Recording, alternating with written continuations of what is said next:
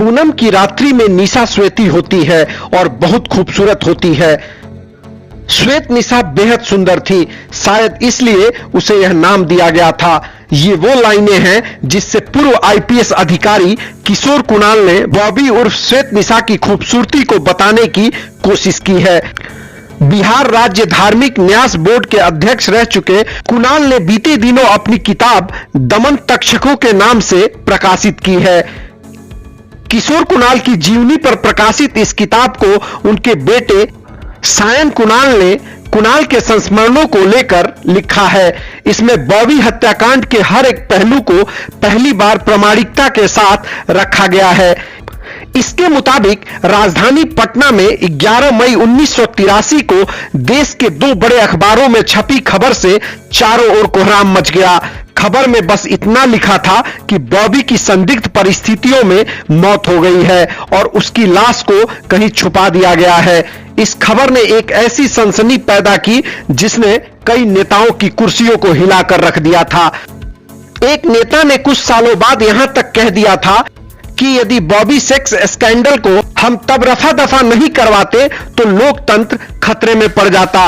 बॉबी, जिसका असल नाम बेबी उर्फ श्वेत निशा त्रिवेदी था, वो बिहार विधान परिषद की सभापति और कांग्रेस नेता राजेश्वरी सरोज दास की गोद ली हुई बेटी थी।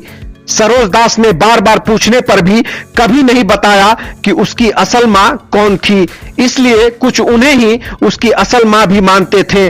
सभापति की बेटी होने के कारण बॉबी को विधानसभा सचिवालय में टेलीफोन ऑपरेटर की नौकरी मिल गई थी। उसकी खूबसूरती को देखकर उसके प्रशंसकों ने उसका नाम राज कपूर की फिल्म बॉबी की नायिका का नाम दे दिया था।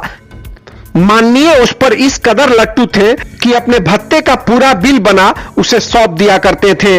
उसकी खूबसूरती की वजह से कई राजनेताओं के साथ उसकी घनिष्ठ मित्रता हो गई थी। उस वक्त पटना के एसएसपी किशोर कुणाल हुआ करते थे। शुरुआती पूछताछ में बॉबी की मां राजेश्वरी सरोज दास से पता चला कि बॉबी की मौत 8 मई 1983 की सुबह हुई। इसके बाद उसके शव को एक कब्रिस्तान में दफना दिया गया था। इसकी वजह उसका क्रिश्चियन धर्म से होना बताया गया। जब मौत की वजह के बारे में पूछा गया तब केस और उलझ गया। किशोर कुणाल के सामने बॉबी के पोस्टमार्टम की 2 रिपोर्ट्स थी। रिपोर्ट्स में मौत के 2 अलग अलग कारणों का जिक्र किया गया था। पहली रिपोर्ट में मौत की वजह ज्यादा खून बहना बताया गया था, तो दूसरी रिपोर्ट में बॉबी की मौत हार्ट अटैक के कारण बताई गई थी। रिपोर्ट पाने के बाद उन्होंने बिना देरी किए कब्रिस्तान से बॉबी के शव को निकालने का फैसला लिया। शव को कब्रिस्तान से वापस निकाला गया और उसके बाद एक बार फिर पोस्टमार्टम के लिए भेजा गया। इस बार मौत का कारण सुनकर सबके होश उड़ गए थे। डॉक्टरों की रिपोर्ट यह खुलासा कर रही थी कि बॉबी की मौत जहर खाने से हुई है। मामले में किशोर कुणाल ने सरोज दास के सरकारी बंगले के आउट हाउस में रहने वाले 2 युवकों से पूछताछ की थी। पूछताछ में उन्होंने बताया कि 7 मई 1983 की रात को विधानसभा अध्यक्ष कांग्रेस नेता राधानंदन झा का बेटा रघुवर झा बॉबी से मिलने आया था।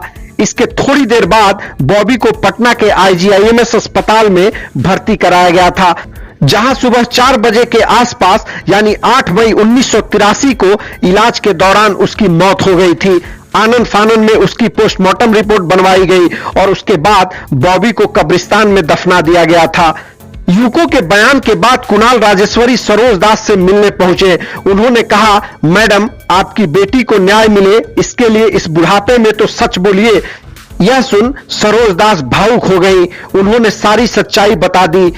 बताया कैसे रघुवर झा की दी दवाई के बाद श्वेत निशा की तबीयत बिगड़ती गई, कैसे नकली डॉक्टर ने उसका इलाज किया और कैसे झूठी पोस्टमार्टम रिपोर्ट बनी।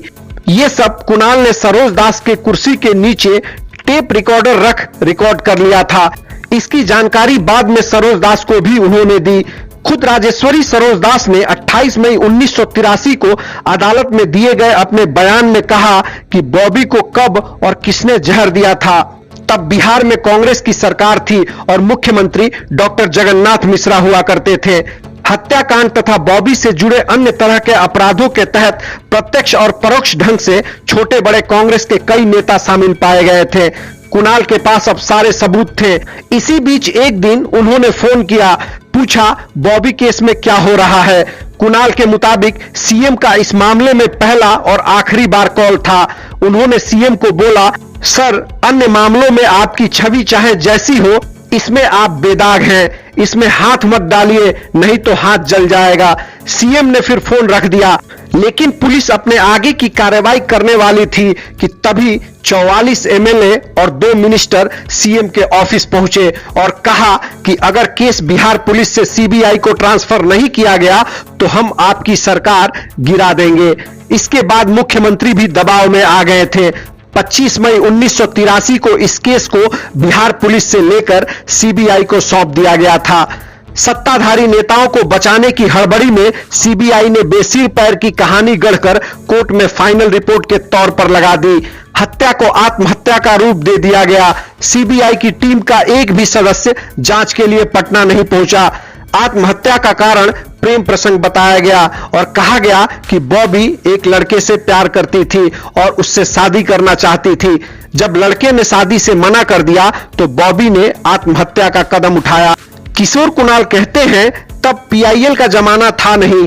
कुछ लोगों ने कोर्ट में फिर मामले को खोलने को लेकर अपील भी की, लेकिन कोर्ट ने यह कहते हुए इसे खारिज कर दिया कि ऐसे मामले में पीड़ित का परिवार या सरकार यही दोनों अपील कर सकते हैं।